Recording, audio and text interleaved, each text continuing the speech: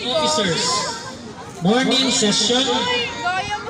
President Marjorie Batulan, Vice President Beverly Igong, Secretary Jeremy Galute, Treasurer Daisy Fabillar, Auditor Maricel Luayo, PIO Irish Hornales, Business Manager Roslyn Ibano, Wilma Lubrio, Muse Hazel Herezo.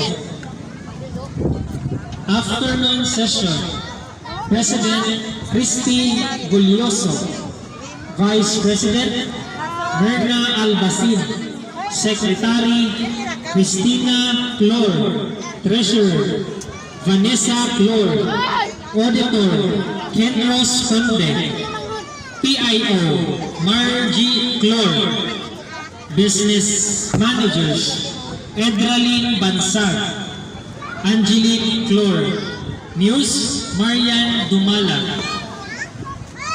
Orok CDC, President Donna Clor, Vice President Jessa Arbis, Secretary Charis Puizon, Treasurer Glena Pero, Auditor Laika Lamona,